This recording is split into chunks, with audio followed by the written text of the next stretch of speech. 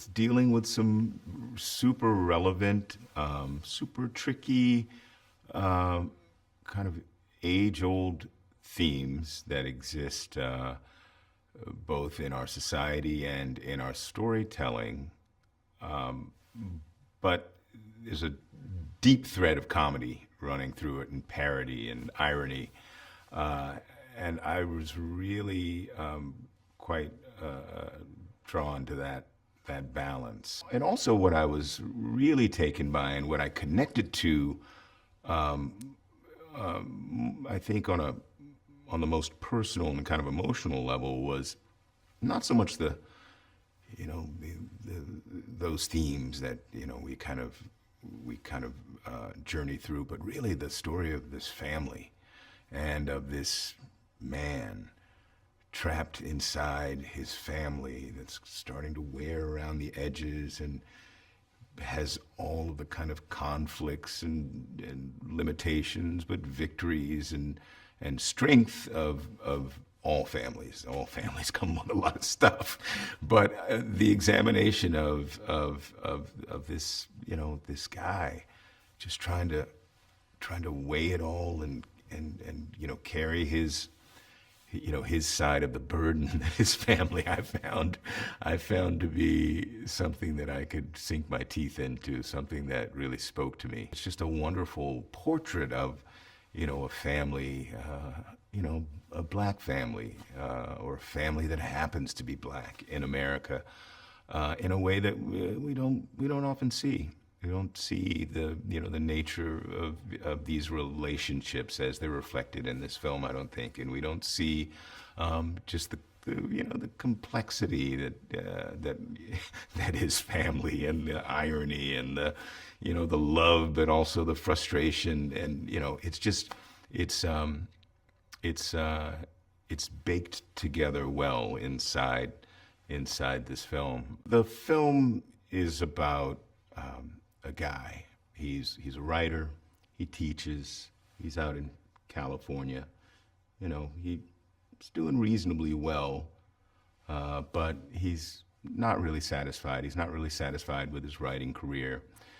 His social life is pretty stagnant, and he's returns home to Boston for a book fair.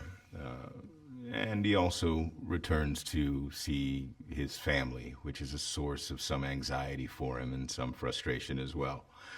At this book fair, he discovers the success of a writer named Centaura Golden, played by Issa Rae, and he becomes very quickly somewhat jealous of her success. But she writes a different type of book than his. He writes things that are fairly, abstract intellectually, a little bit obscure even, whereas she writes things really for the masses. And so he discovers her success in the midst of kind of the deterioration in some way of his family, and the pressures that come onto his shoulders because of that lead him to even greater frustration, which ultimately leads him to writing a different type of novel. He writes a novel that I guess is kind of an urban novel, maybe a more populist story that he tells, which becomes a great success. Much to his chagrin, because he writes the thing under a pseudonym. But the success of that novel allows him to take care of some of his family responsibilities and things like that. But they lead to a greater and greater sense of confusion and perhaps shame for him, professionally, artistically, creatively. And so that whole kind of mix of stuff just boils up in the cauldron of this film, and he's trying to survive it all. The matriarch of our family is played by the legendary Leslie Uggams, who I have been an enormous admirer of for as long as I could remember. And she plays Agnes, who is, in her golden years, and the facilities aren't what they once were, and she's kind of seems to be drifting into early stages of Alzheimer's or dementia, and so that's creating a lot of pressure for the family.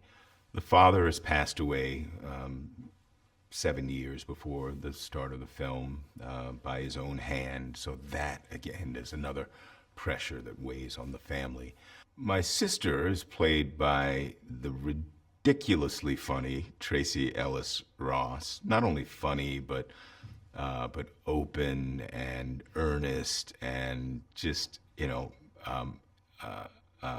unpredictable performer. Just wonderful, wonderful time playing opposite her. And she's been at home, kind of caretaking of the mother, while I have been on the other side of the country along with my brother, played by Sterling K. Brown, who, like Tracy, my sister, is also just a stunning, stunning actor who brings unpredictability as well, and humor, but strength and just a wonderful foil to my character, who is kind of not like so warm and cozy with either of his siblings.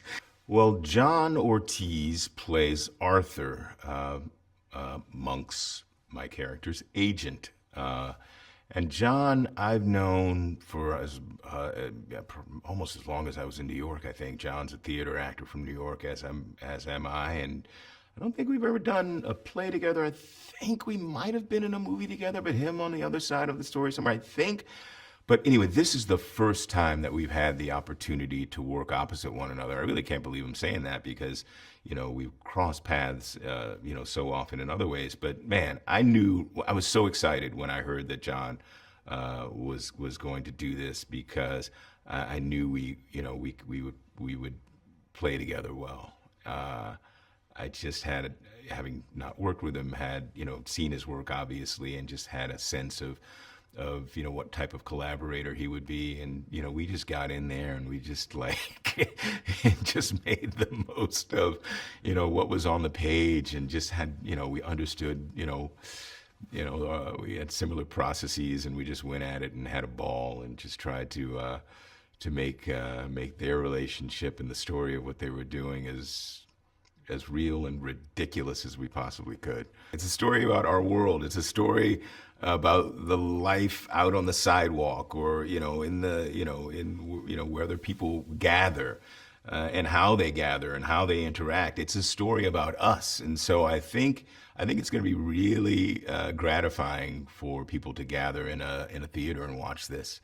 I think the lobby, once the screen goes dark, the lobby will be filled with conversation about this film, and how the film relates to the lives of those who just viewed it. I mean, that owes itself, I think, to the brilliance of Percival Everett, whose novel this is based on. He's a really sharp observer of the times, and in a sharp mind, and writer, and so he's packed a lot of information into his novel, which I hope we translated onto film. Stag R. Lee is the pseudonym that Monk chooses, Stagger Lee, which has all the implications of that kind of street cred,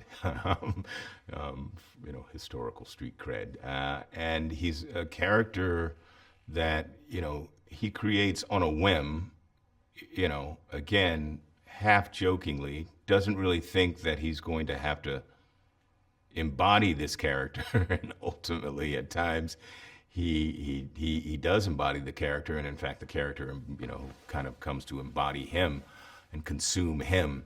Uh, and the character is he is the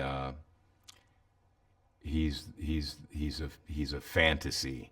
He's a fantasy boogeyman turned commodity for a certain person, certain type of person.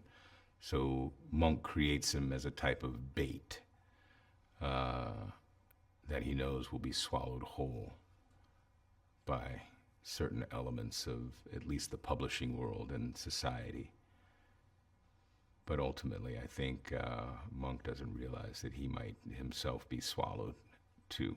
He's just he's just got something innately that has served him very well here, and obviously he's got a clear vision for this film because he adapted the novel, and he's combed through it, and he knows it. He knows every corner of it, every hidden hidden room within the script, and he's just he's been super clear about what he wants to do, and he's also been really very smart in inviting a group of creative people to the room who could help him realize the vision. Just a great ensemble, not just in front of the camera, but behind the camera as well. So yeah, he seems to have an idea about what he's doing, right out of the gate here. It's been pretty impressive. Yeah, been a great collaboration. And for me, working on these things, you can have a great script, you can have a great cast, you can have all the money in the world, but if the collaboration isn't there, if the quality of of the partnership isn't isn't top notch, you have nothing. It's all about the collaboration, and it's been a really wonderful one working on this. As soon as I finished the script, I was like, oh, I really want to be a part of this. I could relate to so many of the conversations that occur. I thought it was really funny, within those first 5 pages. I was invested, I was in, and simultaneously respected and was annoyed by Monk. Centaura is a successful author. Her book Weez Lives in the Ghetto is a commercial success. She has captivated audiences with this very niche voice and point of view that represents the African American struggle, and she is the bane of Monk's existence. He doesn't understand, or he quite understands how someone like her can be successful, but feels like it's disingenuous. Centaura's writing style is is very guttural. I think it can be and feel a bit pandering, but for her, she's just like, she's writing to a very specific audience, and she's targeting what she feels like people want to read, but it still comes from a sincere place. Like, she's still doing the work to tell stories that are real to her, but it just may not be up to the standards that Monk wants to see for Black people as a whole. She doesn't see herself as the quintessential Black voice. She sees herself as one of many Black voices catering to a specific market and demographic. I think Monk sees the success and the critical acclaim that Centaura is getting, and sees her writing style, and it's just like, this is nothing to write home about. If she can do this, I can do this with my eyes closed. I can write a first draft of something like this, and I'm gonna do that, and critics are gonna feel stupid for liking it. And of course, when his version of Weez Lives in the Ghetto is a success, it eats at him. But I think she drives him to create this alias to write this, what I think is ultimately terrible book. Monk's issue with Centaura is that her book panders to white audiences, and that white critics will look at her book as the voice of all Black people, the source of Black struggle, Black anguish, Blackness. And Sentara is like, that's on them if they think that. For me, I'm making books, I'm well intentioned, but I also understand that a market wants to see specific types of stories. So why would I not provide those stories? Why would I not, like, what's the harm in giving people what they want if, that's also what sells? And also if it comes from a genuine place. I think even to add to Sentara's argument, I'd be like, better me than somebody else. I know that I'm doing justice to these people's stories, and I also happen to be Black. So what is wrong with that? Jeffrey Wright is such an incredible, actor. I think he's one of the greatest actors of our generation, and it's intimidating to come on a movie like this and not go up against him, but characters go up against each other. And so for me, that was one of my favorite scenes to shoot. I texted my mom right afterwards and was like, I got to work with Jeffrey Wright. She was like, what? Tell me about it. Call me about it. I haven't called her yet. And she keeps texting me like, you said tomorrow and now it's yesterday, So that was one of my favorite scenes to shoot, the argument. And I also loved shooting Sentara's book reading. As soon as I read that in the script, I was cracking up, and Cord had a very, specific point of view in terms of how it was to be read, and I really enjoyed working with him to hopefully achieve that.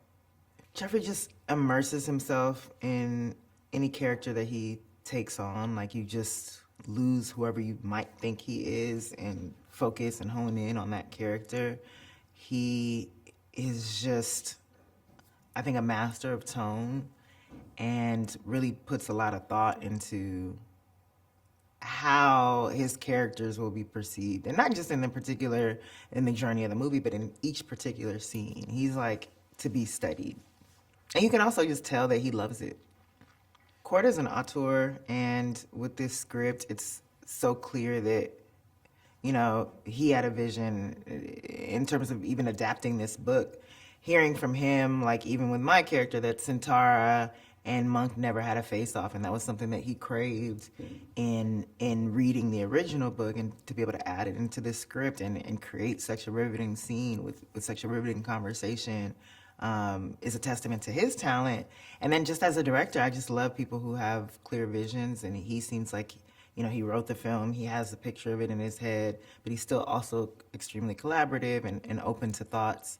So, I'm just proud of him for getting this one off. This is a film for anyone who's ever read a book, anyone who's ever been creative of any sort, anyone who has questions about the industries, in any industry's portrayal of Black talent. I think it's also a film for people who, have estranged relationships with their families. I love the familial aspect of this film, and the way that Monk has to make amends with the people around him because he's kind of pushed everyone away and because he's alienated himself. And so literally anybody who's ever had an interest in or read books or has family issues or just wants to watch a good movie, this is it. It was so inventive and an opportunity to see Black folks in a light that you don't often get to see them in. And Cord's letter, he wrote a letter to the cast in terms of why he made this movie and how the novel Erasure spoke to him and the types of stories that he wanted to tell. And the guy can just write his ass off in terms of dialogue, in terms of structure, in terms of themes. Like, everything is fantastic. And my role's not huge, but I was like, if I can be a part of this film, that's the kind of art I want to be a part of. Monk, Thelonious Ellison, played by Jeffrey Wright, is the protagonist of our story. He's a professor, novelist, and someone who doesn't necessarily believe in race, I think, is probably one of his most interesting features. And while he is an African-American novelist, he does not wished to create novels that are specifically and only for an African-American audience, wants to have a larger audience, and sort of is frustrated with the idea of being pigeonholed as just an African-American artist.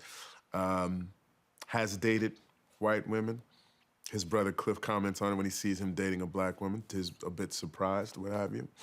But I think he is intelligent. He comes from a very well-to-do black family in Boston.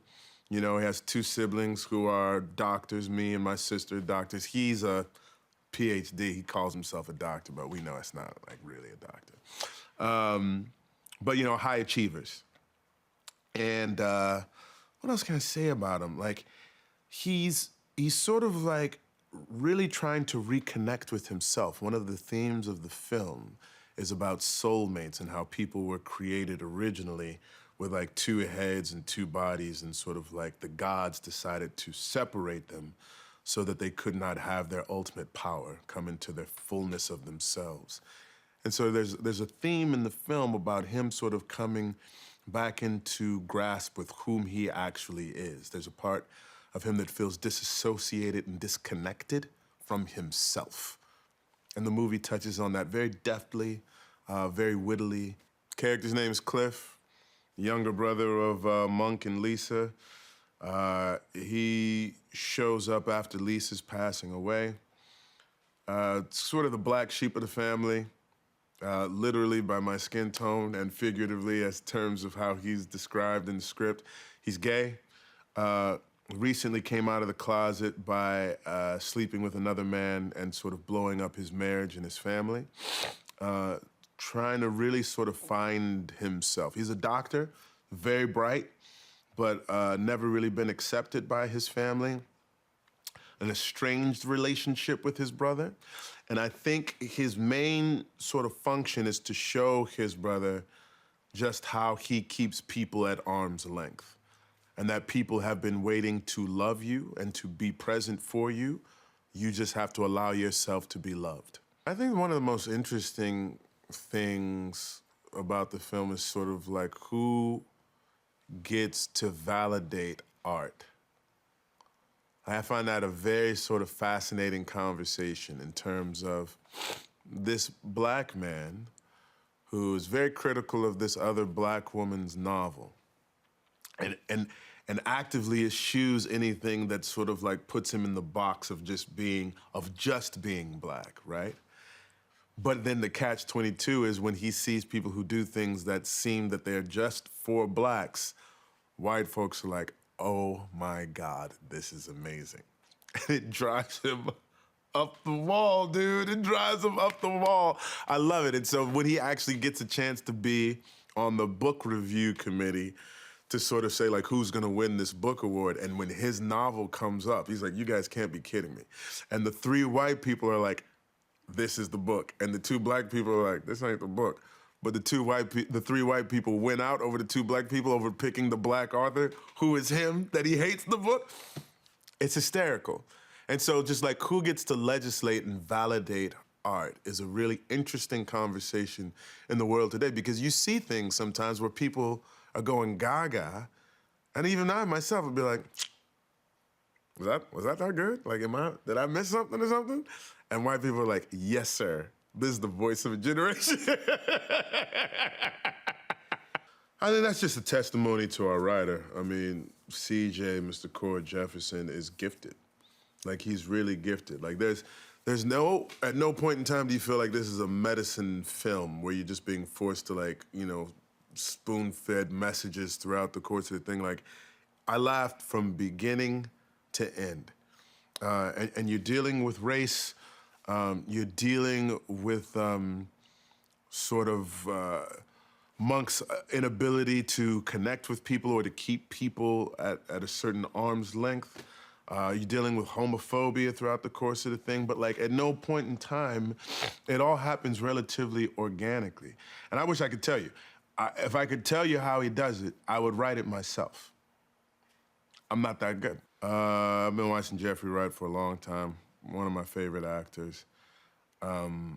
It's really quite a like milestone for me to get a chance to just share the screen with him, to be his brother.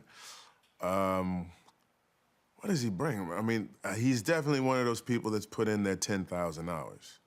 You know, Malcolm Gladwell style. He's a master. He is equally deft at sort of the intellectual rigor that Monk requires, and also sort of like the feigning hoodness that he also steps into too, because the man has range, right? Gosh, I like what doesn't he bring to it? Jeffrey Wright can do just about anything he puts his mind to. I had the pleasure of meeting Miss Leslie Uggams on this picture, a legend of the game. So sweet, so kind, regal, even. And it was interesting. We have our one real scene together in the nursing home when she says, "I always knew you weren't queer." And you're not quite sure how present she is or how present she isn't. And finding that very delicate balance was beautifully struck and still heartbreaking to hear as her son who just wants to be loved, you know? But talk to her about 57 years of marriage. Like, she'll be married for 57 years this year. Met her husband, met her daughter, and just had a lovely time with her. So she's wonderful. Erica Alexander, I've been a fan of for forever. And so to get a chance to hang out with her and call her a friend has been really, really wonderful. She's just one of those light. She's a human being that is a light bulb and just shines wherever she goes, right? Myra Lucretia Taylor. We've been reunited after 21 years apart. Did one of my first plays out of grad school, Romeo and Juliet, at the McCarter Theater. She played the nurse, I played the prince. And so it's been a lovely reunion to see her after all this time. An extraordinary actor, extraordinary, just great in any and everything that she does. So it's been nice. It's been nice to be around Black folks with a good-ass script, with a wonderful director, with an incredible producing team that believes in the vision and the story that he wants to tell. Like, it takes so much to get a movie made. It takes even a little bit more when it's all Black people in it. So I'm happy. Feels good. He is very graceful, very calming presence, and for it to be his first film, you don't see him sweat a whole heck of a lot. The way he talks to people, like, he doesn't raise his voice, he doesn't get agitated or what have you. That trickles from the top down. When you have a calm, steady voice from the top, it allows you as an actor to be calm, steady, cool, and just have fun. You know, I think so much of what a director does is creating an environment where people feel free to play, they feel safe to explore character, and I think he's done an excellent job of creating that environment. I loved the use of a writer to explore so much of what all of us are trying to make sense of, and maybe not all of us, but as a Black person, there's so much to navigate in terms of how society is making sense of our identity, our culture, who we are, and the appropriation of it. And I really loved that it was a story about that wasn't saying it was about that, and that you could take your own things away from it. And then, you know, you throw in a Jeffrey Wright and you're like, I like it. I like the idea of this. Mm-hmm. It's a page turner, because I was like dying to understand what, like, oh, I was like, okay, wait, what? And like, is he going to get found out? And all of these kinds of things. And how do you make sense of that? And what does that do? And why is it that certain versions of who we are received and celebrated and others aren't? And what does that say about where we are as a culture and as a society, really? In essence, it is a story about a man who is making sense of who he is outside of the context of his own family, and he's confronted by, when we meet him, he has already lost his father, and you know that there's a complexity and a tangledness to his family. And the character that I play kind of sets up everything that he's avoided. And it leaves this man having to grapple with his own personal identity and how that is matching up with how the world sees him. And he's a writer, and he writes books, and he also teaches. So I play Lisa. Monk, who is played by Jeffrey, his middle sister, so older sister. I think he's the baby. And I am a Planned Parenthood doctor, an abortion doctor, which was one of the first things that actually drew me to the role, particularly with everything going on in our country. Just the mere fact that I'm playing an abortion doctor was important to me. She has the world on her shoulders. She cares for and has always cared for, like many middle children. I'm a middle child. Cares for her mother.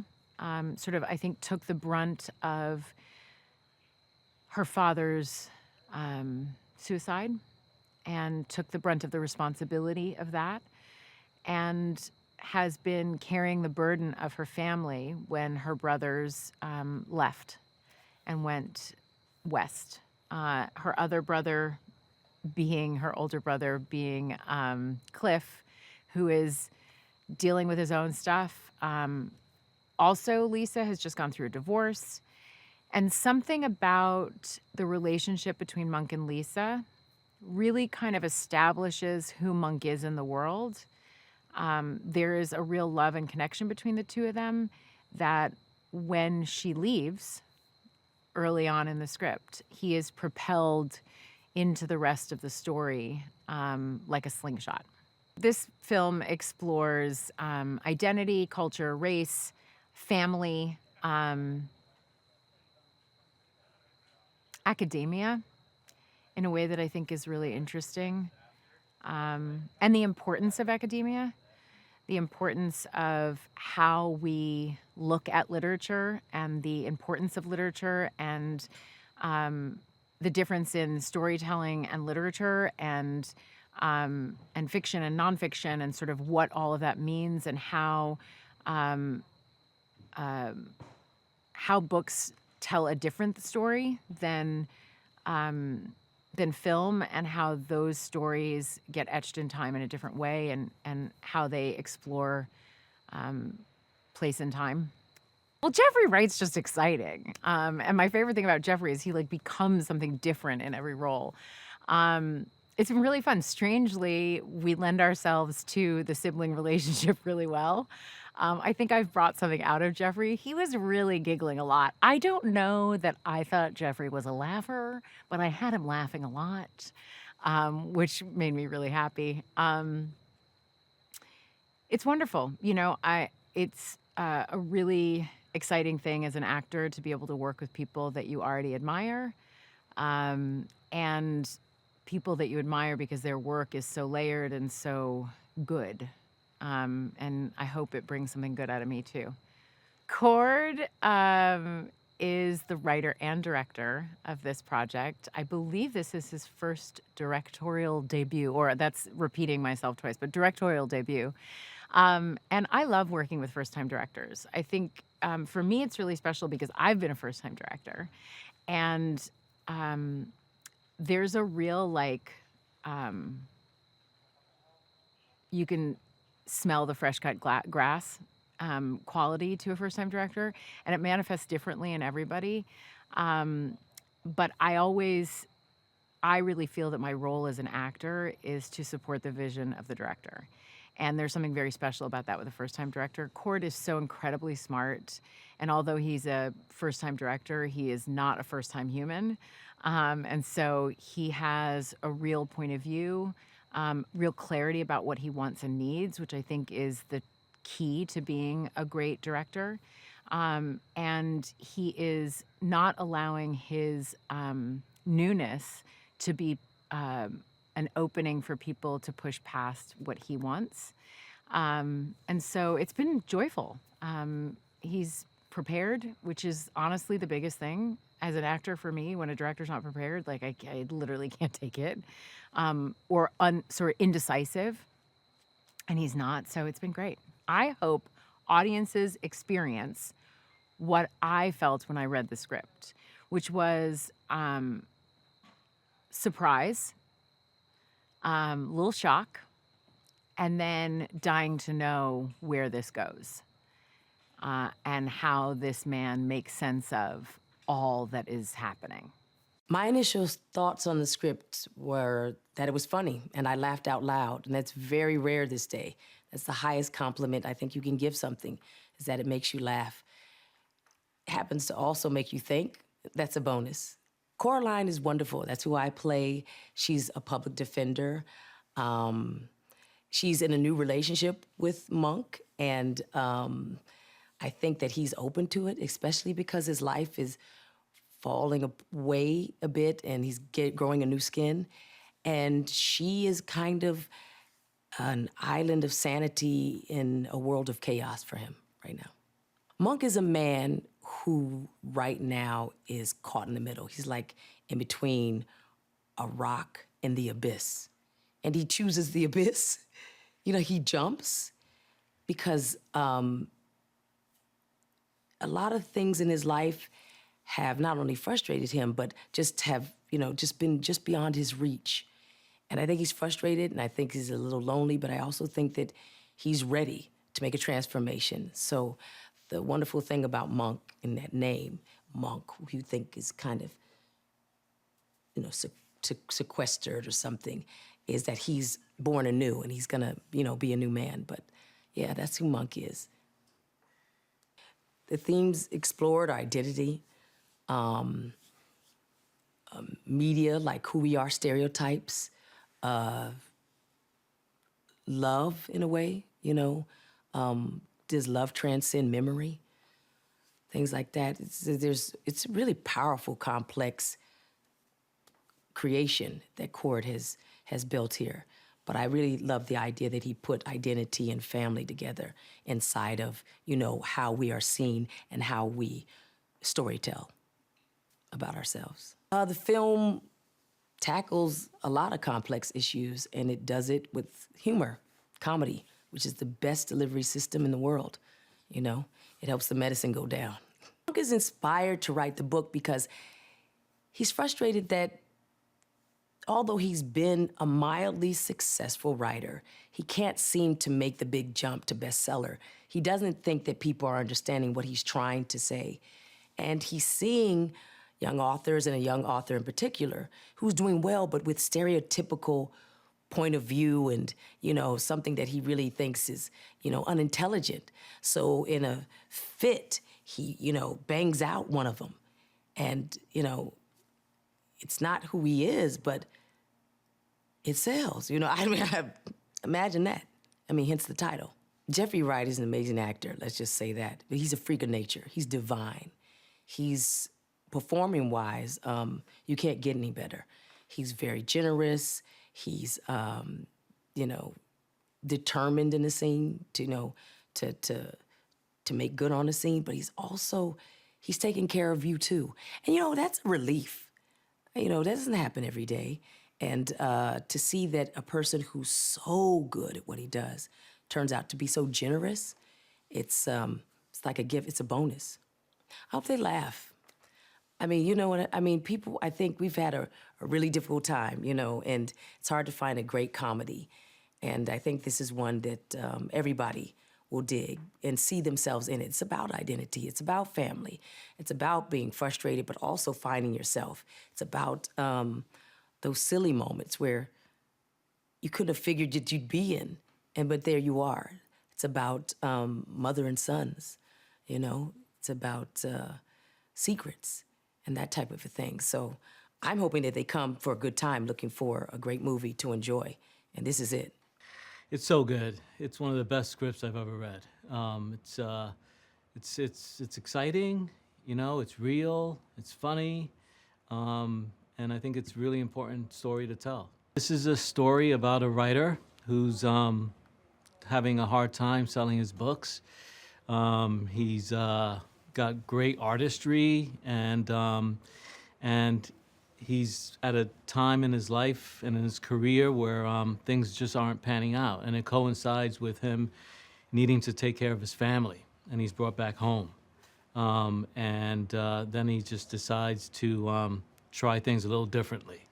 I play Arthur. I'm Monk's literary agent. I've been with Monk.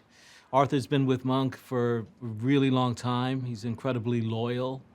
He believes in him. He believes in his talent, no matter what. Arthur is a hardworking, lifelong agent. He's one of these guys that I think when he was in high school, he was like, not necessarily into being in front of the camera or in front of the lights, you know what I mean? And was like, no, I think I want to do that. I want to be an agent. He's incredibly well read. He takes his job seriously. He's loyal. And he's a good-natured, gregarious fellow. Monk is our protagonist. He's a writer. He's a son. He's a brother. He's played by Jeffrey Wright. He's played by the incredible Jeffrey Wright. And he's someone who's very serious. He's a very serious, introspective, kind of heady guy who's like in his world and has been. And that world sometimes, takes him away from things through the course of time. And what's interesting about our story is that he's confronted with not being able to kind of step away or be away, but actually be in things and do things and be a man more of action. Jeffrey is, he's the best. He's proven that he's one of the best actors out there working today. And I've known Jeffrey for a long time, and this is the first time that we've worked together on a project. We've known each other for, probably close to 30 years. We came up in the same circles, the same theater circles in New York via the Public Theater downtown. I saw him in a bunch of plays. He saw me in a bunch of plays, and there was always this kinship, and this respect I think that we had for each other, and it's been so great to see him through the years, become the actor that he's become, and to be able to work with him in these scenes, it's a dream, It's like playtime, It's like we're in the sandbox, and just getting down and dirty and just having a blast. Yeah, Cord is great. I didn't know much about Cord until I read the script, and he's such a good writer, and the novel Erasure that this script is based on obviously touched something deeply in Cord, and it's so personal. And I can't think of any other director to direct this project because his DNA is in it. You know what I mean? And it's really special to see him in action and the amount of care and the leadership that he's providing with his vision. That specific personal connection that he has and how to translate that into images, into scenes is beautiful to watch. I read this novel that I adapted, Erasure by Percival Everett, and I fell in love with it almost as soon as I started reading it. I just sort of felt the material deep in my core. No piece of art has resonated with me as deeply before or since. And so I knew almost immediately that I wanted to adapt it. And I knew that I wanted to write the script because that's what I'd been doing. I'd been working as a TV writer for about 6 years when I found this book. And then the more that I read, I started reading the novel in Jeffrey Wright's voice. That's sort of how quickly I started thinking of Jeffrey to be in this movie. And then the more that I read, I was like, oh, maybe I should direct this. And I think that the reason why I wanted to direct this, the reason that I felt comfortable doing that was I told myself, if I go on set, every day if I go on set, and I know nothing about lighting, and I know nothing about cameras, I at least know this story, like, in my bones. The story of the film is an author named Monk Ellison who feels pigeonholed when it comes to his role as a black artist in the world, and feels like there are rigid restrictions on what people say he can and cannot write. And so to fight back against these restrictions, he pulls a prank and writes a novel called My Pathology that contains all of these black stereotypes that he sort of resents. And then he intends to send this book to publishers in order to shame them for the kinds of material that they solicit from black writers. He anticipates that this book is going to be a piece of performance art in which all these white publishers are embarrassed about the work that they solicit, and it ends up becoming a massive bestseller. I just think that Jeffrey has this real air of gravitas around him at all times. He seems professorial in a very real way. And so, and I also think that he had the ability to play like a lovable grump. I think that that's a very difficult part to play, because I think that if you err too far on the side of grump, you lose people and nobody wants to root for you anymore. And so I think Jeffrey had this really nice blend of kind of like professorial gravitas and maybe a little prickliness along with it, but also the ability to sort of, you know, keep you rooting for him, sort of like a softness and an relatability that sort of like keeps you on his side throughout the course of the film. I also think that he's a really funny comedic actor. I think that obviously people know him for his dramatic turns, and he's obviously great in all those, but I anticipated that he was going to be like a really funny comedic actor and a perfect kind of straight man for all the absurdity that's going around him in the rest of the movie. He was really a collaborative person to work with, and he sort of really wanted to get in the weeds with me on the character and on the film and the scenes, and he was just, you know, I sort of had anticipated that he might be this kind of, you know, because he has every right to be kind of this standoffish sort of like, I'm an incredible thespian. And so, but he wasn't that way at all. He just came in and was super enthusiastic about working with me and the rest of the actors and sort of finding the scenes and finding the film. So yeah, I'm forever grateful to him for that.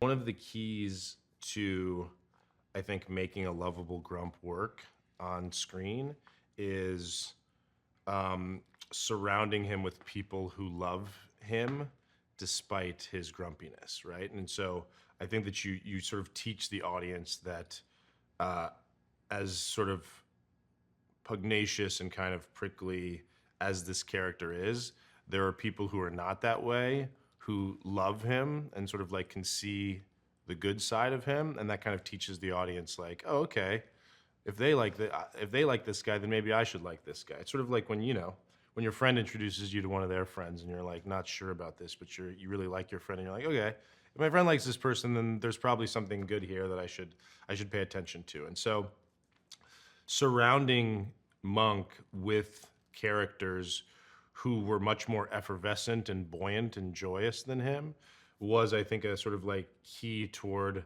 letting the audience in and sort of like helping the audience to root for Monk more, right? Is that you're like, oh, Coraline, who's like lovely and vivacious and formidable, she loves Monk, and Cliff, his brother, who's like really sort of like a bundle of energy and joy and happiness, he loves Monk. And so I can see a way to love Monk. Santara Golden is Issa Rae, and she is Monk, although sort of like it's a very one-sided dynamic. Monk really resents Santara's success and resents the work that she makes. He thinks that it's beneath him to sort of like do the kind of writing that Santara does. But Santara doesn't really know that Monk exists until later in the movie. So it's a very, it's just kind of impotent rage that Monk feels towards Santara. She kind of embodies everything that he thinks is wrong with black art right now. Sterling K. Brown plays Cliff Ellison, Monk's brother, who's recently come out of the closet as gay and is recently divorced from his wife and is estranged from his 2 children. and is kind of going through a classic midlife crisis where he's trying to figure himself out and figure out what he wants to do with the rest of his life. And his sister is played by Tracy Ellis Ross, who's a reproductive doctor in Boston, and is taking care of their mother, who is suffering from symptoms of Alzheimer's, and she's kind of, she's basically the kind of glue that's holding the family together at this point. The brothers have kind of drifted away. The mother, she's the only one who lives in their hometown with their mother, who's suffering from this debilitating illness. And so she's kind of taken it upon herself to keep the family bonded, despite the fact that they're all kind of going in their separate ways.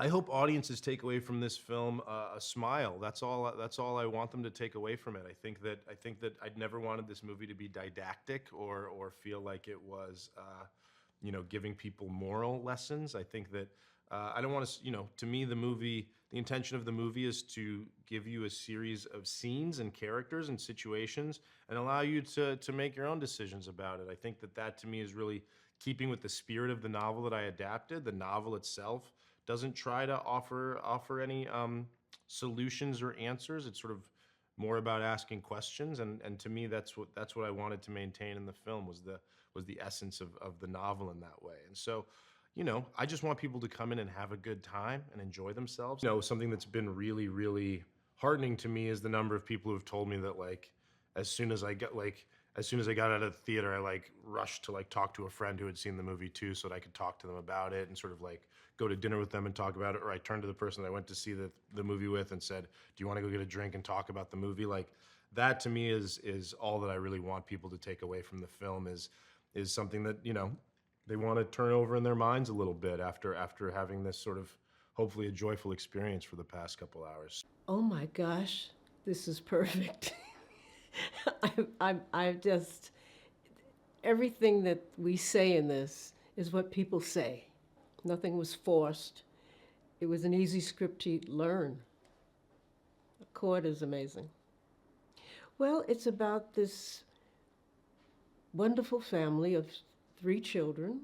The father was a genius of a man, but unfortunately he liked to play around, and how the wife had to accept this because she wanted to keep her family together, and she understood that he was on a different planet than a lot of fathers are when it comes to relating to his family. But in the meantime, each of the 3 children have accomplished things in their lives, which is wonderful. But of course, we never know what's going on behind that curtain. And you find out what happens with these kids as adults. Monk is the one that I find is the distant one in the family.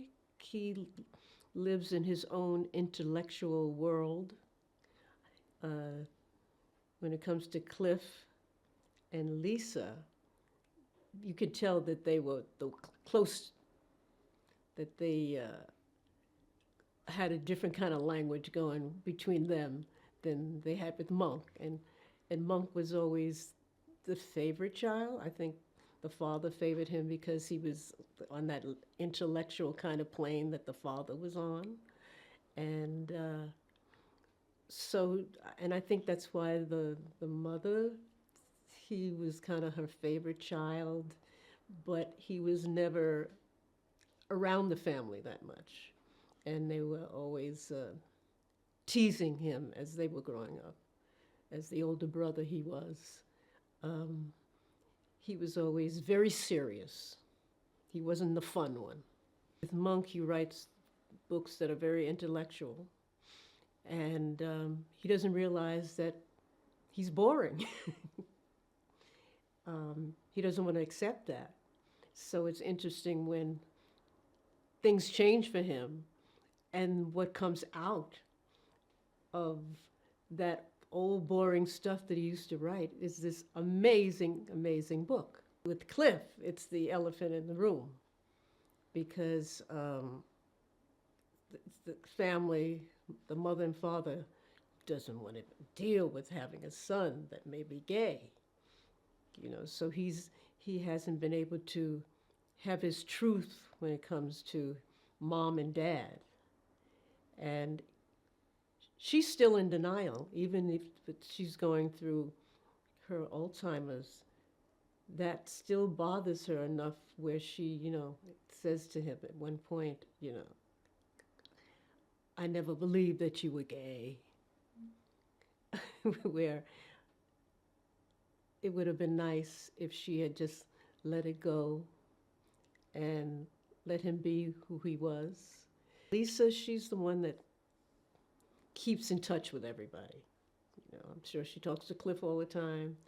She calls Monk to see how he's doing. So she's kind of like the one that explains what's going on within the family to keep the mother and father up to date with what's happening. The whole thing with him is absolutely wonderful. I've been a huge fan for a long, long time. And interesting enough, when I was doing Empire, we had a big party in New York to celebrate the end of the season, and Jeffrey was there. But I didn't see him because there was so many people. And then my husband and I were leaving, and Jeffrey was standing outside, and he was like, oh, hello, and everything. And I said, Dad, I hope I get to work with you someday. And when this came up, I said, yes, I got my wish. He's just extraordinary. And, when you work with people that raise the bar, you have to raise the bar. And that's what he does. And he just does it. Just does it. Working with Tracy is just amazing because I knew Tracy when she was a little baby because I knew her mother very well. And to see the woman she's become and how talented she is, oh my goodness. As soon as I saw her, I said, I'm such a fan because she can do anything. But aside from that, she's such a sweetheart, and we laughed constantly. She's got a great sense of humor. And so it's just a pleasure to work with someone that you knew when they were little and to see how she blossomed and how good she is. Well, he brings a warm, friendly group. Everything comes from the leader. And if the leader is, it affects everybody. And so you can tell that the crew, they just love him. And because he's kind, he's smart, good looking, tall, and he can write and he can direct. I mean, who could ask for anything more? And so that atmosphere, you can feel it on the set. Well, I hope that they can see that they're not the only ones that have things that are going on in their lives that maybe the neighbors don't see, but certain things are going on in their lives, and they can associate certain things that are happening in this movie. It's a movie for everyone. My character is Lorraine. She has been with the family for about 40 years, and she takes care of the household and also the Leslie Uggams character, the mother, Mrs. Ellison. And that has evolved, as we've all gotten older, into a caregiver role, and maybe not so much of a confidant, but someone who cares and could be a keeper of certain secrets. Yeah, so I'm close. I'm close to her, close to the family. I think part of the point of it is that Monk, to introduce Monk kind of defies description. And I think that's the question of the whole piece. Really, what are we? We're all multifaceted. What does it mean to be who you are? And is that determined by who is looking? Be that someone else or yourself. Who are you in this particular moment? So the simplest way of defining Monk would be, okay, he's a man. He's an intellectual. He's an academic. He is a son. He is thoughtful. He is smart. But that's just the tip of the iceberg. As are we all, which I think is the beauty part of this piece. We're so complex and so complicated. Parts of us are still mysteries to ourselves, which is why it kind of behooves you to live so you can meet yourself. You know, as soon as you say the name Jeffrey Wright, people go, oh, yeah, he's good, he's good. I never worked with Jeffrey before. He is very smart, he's very thoughtful. Something I really like about this set is that a lot of people have stage backgrounds. And so we have been kind of exploring this in the way you would explore a play. Is that we do a lot of talking and we do a lot of what if, so that we can kind of get to the truth of a moment or the several truths of a moment and then film them and see what would be the best or what pops the most. But there is space for that, and I kind of love that. I don't think that's always the case, you know, because film is fast. Whereas if you're doing a play, you've got many nights to kind of dig and go deeper and deeper. But I think we're doing that it's a shorter hand, but people are capable of doing that kind of exploration, and they allow it, and Jeffrey allows it. And he is our leader. I mean, Cord is our leader, and Jeffrey's our leader, and they both allow that. So that's a good time. She's a hoot. She is, that wit is sharp, and she is very, she's just sharp and smart, and there's just a lot of energy swirling around her, and she laughs a lot, and I mean, it's a smart set. I mean, I say that like I know what smart is, but it feels like it's smart, and I enjoyed that. Sterling and I had worked together years and years ago, so I was so excited to see him again. I mean, so much has happened in his life, and to see him now, and it's the guy I knew from years ago, and we get lucky that way. I think in show business, you can kind of tap out, and then you can tap back in to people's lives, and you just pick up where you left off. And just like yesterday, we just took some time and we just had a lovely conversation, kind of talking about where life has taken us. And we're, interestingly enough, in similar spaces, dealing with certain things. And it's just good to kind of talk about it as truly grown folks. And so I feel good about that. And he has a real grasp on the story. So you can ask him a question from time to time, and I do. We all do, about, okay, what is this line? Is this the best way to say this? And he will know. And either it'll stay the same or it can change slightly, because he is the keeper. He's the keeper of the story. And he is a benevolent dictator. So, I mean, you're in good hands. You're in good hands. Oh, I hope they have a good time. I hope they relax in the presence of this family. And I hope they get an experience that maybe they wouldn't ordinarily get, because, when are you going to meet the Ellisons? Anybody. But you get to meet them in this movie. And so the more we can learn about each other, that's the thing, the better we'll be. And it's such a fun family to get to know. So yeah, that's what I hope. I'm just like, come on over, right? Come on over, sit a spell. Hang out with us. My name is Percival Everett. I'm the author of a novel called Erasure, which was published some 20 years ago, and is the source for the movie American Fiction. The novel is about the impediments to making art that our culture puts in front of us. To give a nice, boring academic answer, it's really about a pissed-off writer who is unhappy with the treatment of his work. The character is alarmingly similar to me, but it is not me, thank goodness.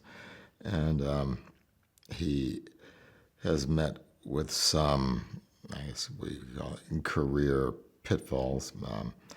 His novels haven't sold particularly well. He has some trouble getting published. And it seems that the problem always comes back to the fact that his work is a little too academic and not stereotypically enough black.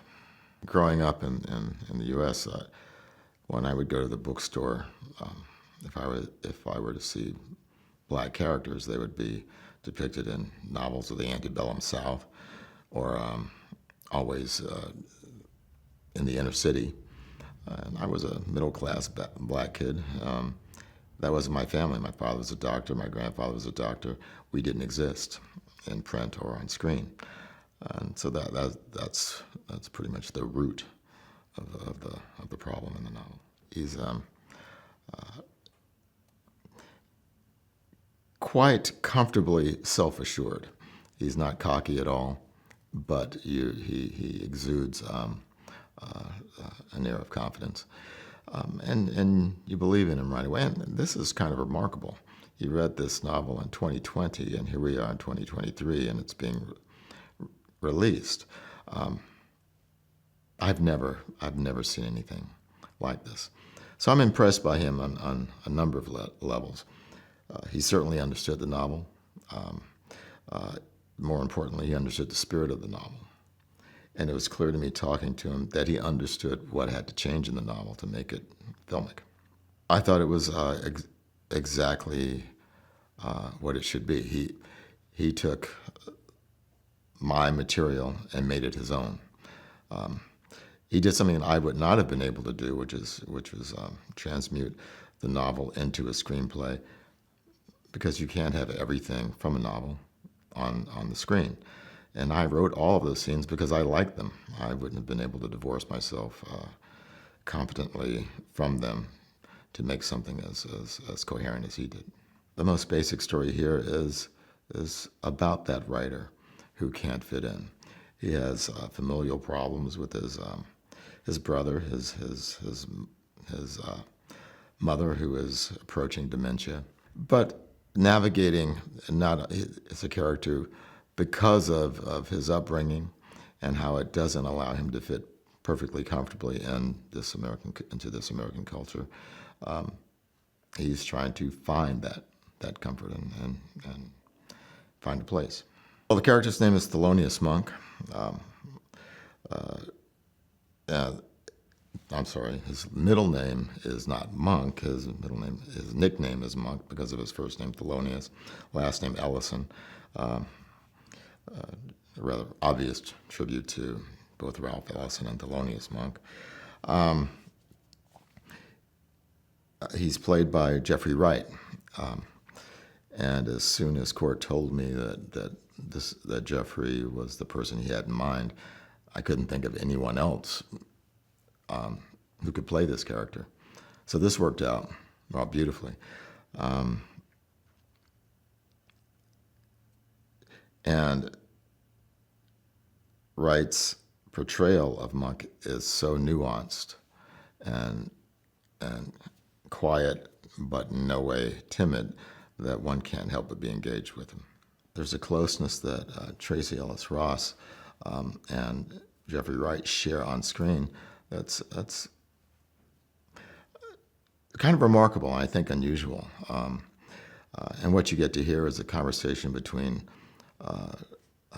black siblings that we really haven't seen in film. Intellectual and